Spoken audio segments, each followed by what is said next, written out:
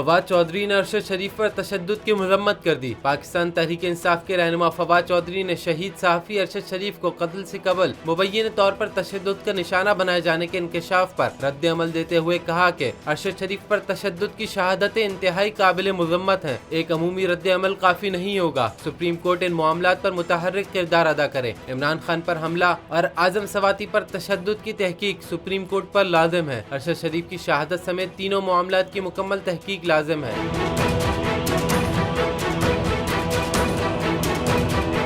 वाज़ेह रहे कि चंद रोज कबल सीनियर सहाफ़ी और एंकर पर्सन अरशद शरीफ को कीनिया में कत्ल कर दिया गया था, जबकि दूसरी जानिब सीनियर सहाफ़ी कामरान शाहिद के मुताबिक अरशद शरीफ के कत्ल के हवाले से कीनिया की पुलिस झूठ बोल रही है। अरशद शरीफ को मुबैना तौर पर तशद्दुद के बाद कत्ल किया गया। उन्हें रोककर गाड़ी से उतारकर तशद्दुद का निशाना बनाया गया। शहीद सहाफ़ी को 10 या 15 मिनट नहीं जबकि कमोबेश 3 घंटे बदतरीन तशद्दुद का निशाना बनाया गया। इंतहाई करीब से कमर पर गोली मारी गई। तशद्दुद करके उंगलियां और जिस्म की हड्डियां तोड़ी गयी। उनकी उंगलियों के नाखून तक निकाल लिए गए।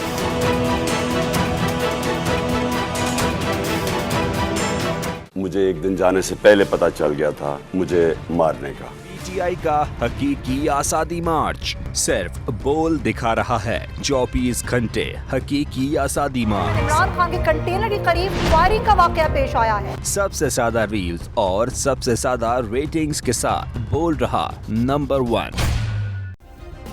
सब्सक्राइब करें और बेल दबाएं ताकि कोई खबर रह न जाए।